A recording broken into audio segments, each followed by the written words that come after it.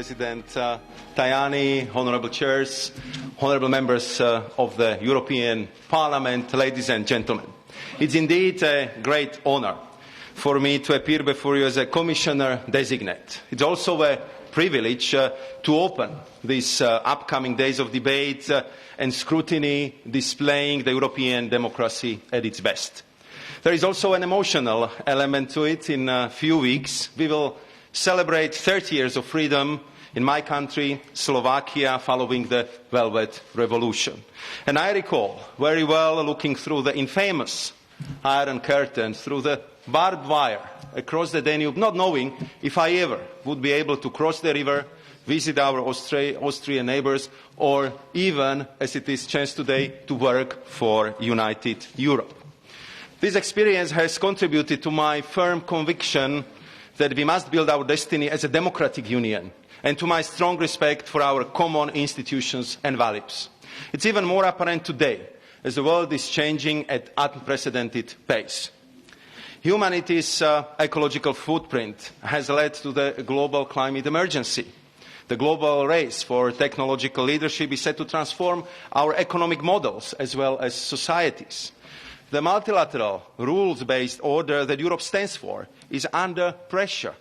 And the age of disinformation, combined with persisting inequalities, put a strain on our democracy. We face a crucial question. How can the European Union ensure that we do not end up a middle power caught between the United States and China? Honourable members, to address these challenges, I am convinced that we need more, not less, Europe and a stronger European Parliament. Article 10 of the Treaty on the European Union says that our functioning shall be founded on representative democracy. And this is ever more important. Therefore, I am truly honoured that President-elect wants to entrust me with both interinstitutional relations and foresight. The European Commission and the European Parliament are natural partners. We have built solid foundations over the years.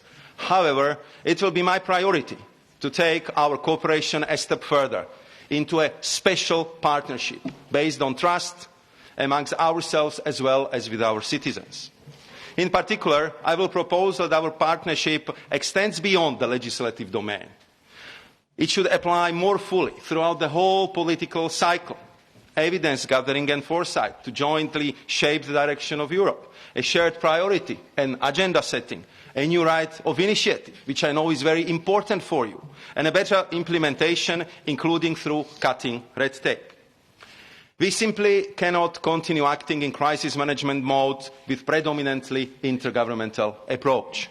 A stronger Parliament means a stronger and more legitimate Europe. A stronger Parliament also means moving into a shared culture of anticipation and action to be resilient in the long run.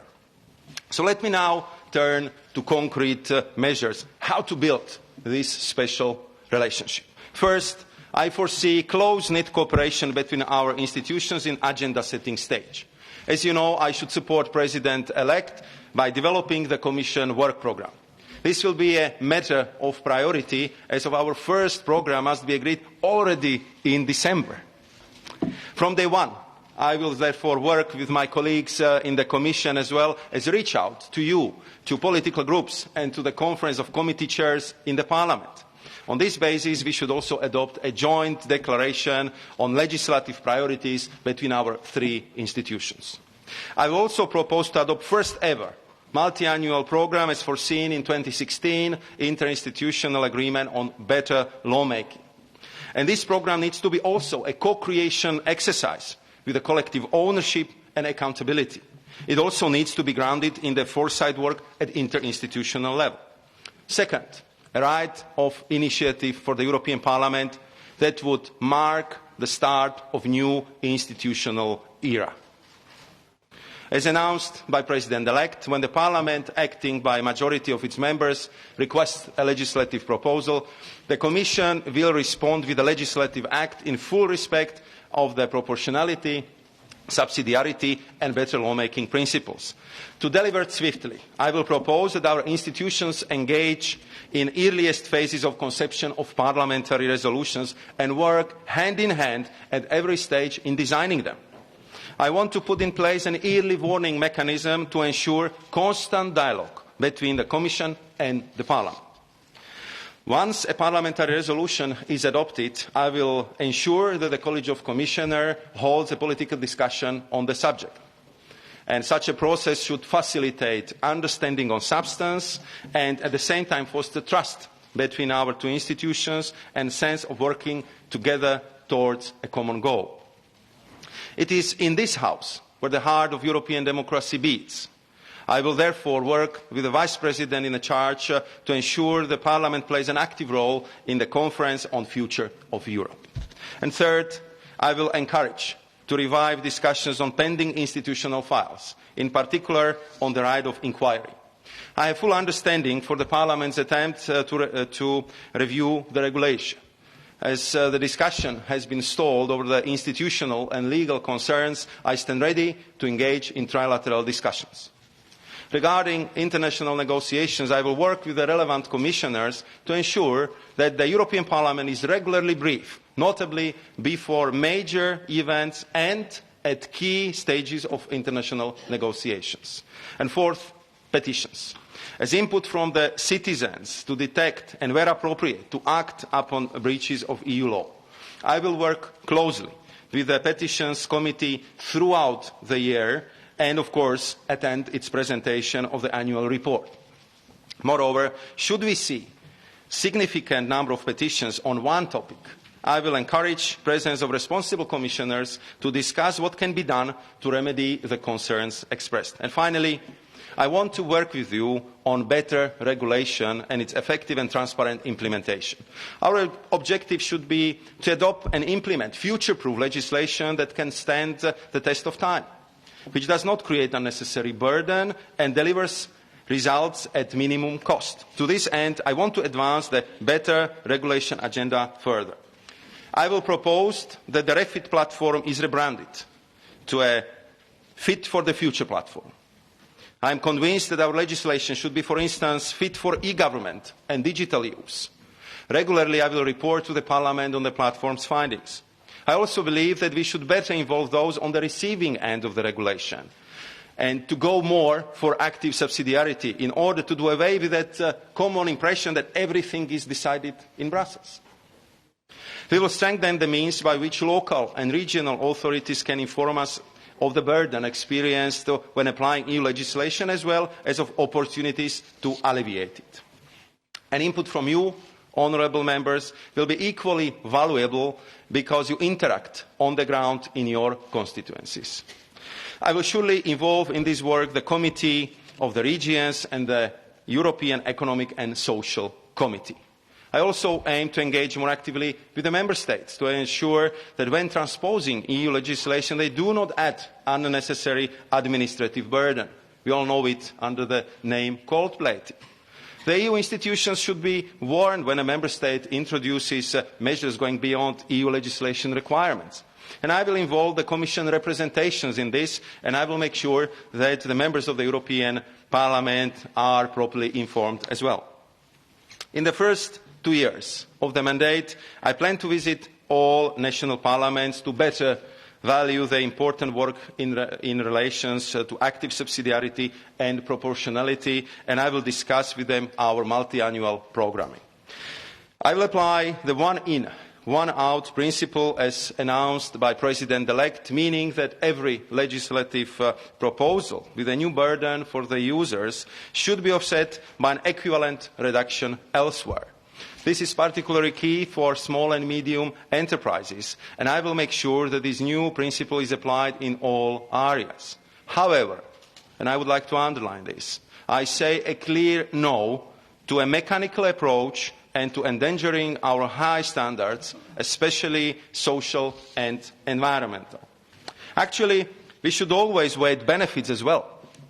The European Parliament has done an excellent work with its study on the cost of non-Europe, quantifying economic gain of 2.2 trillion euros over the 10 years if, for instance, we implement fully our single market, notably in the services, digital, energy, and if we address corporate tax avoidance. Therefore, via citizen summary, I want us to communicate better the evidence-based benefits for citizens, businesses, and societies as such.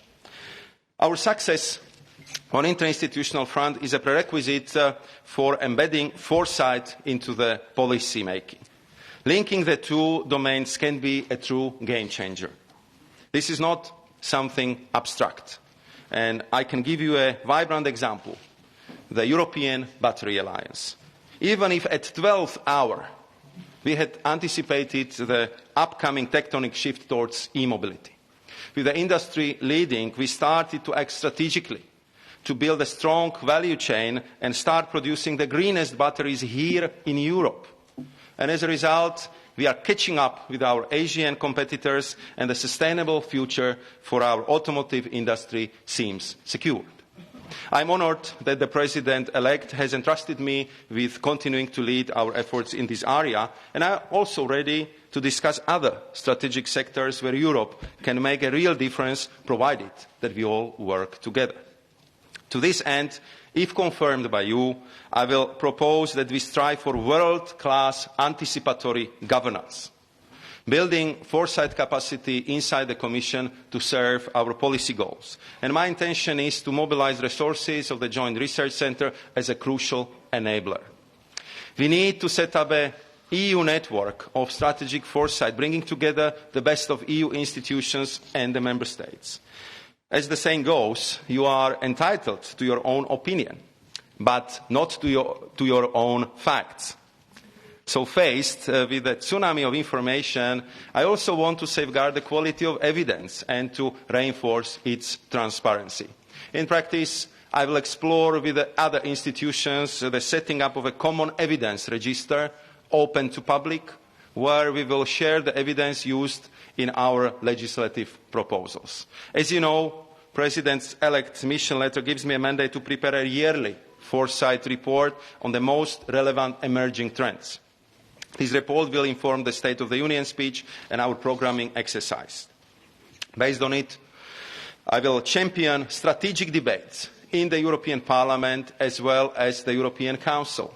And I want us to agree on transformative megatrends that we need to approach strategically and develop our long-term vision for Europe with a direct impact on multi-annual programming as well.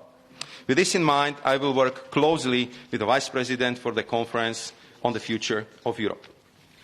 Monsieur le Président, Madame la Présidente, Mesdames, Messieurs les députés, j'ai eu le privilège de travailler avec vos commissions parlementaires au cours de 2 dernières législatures.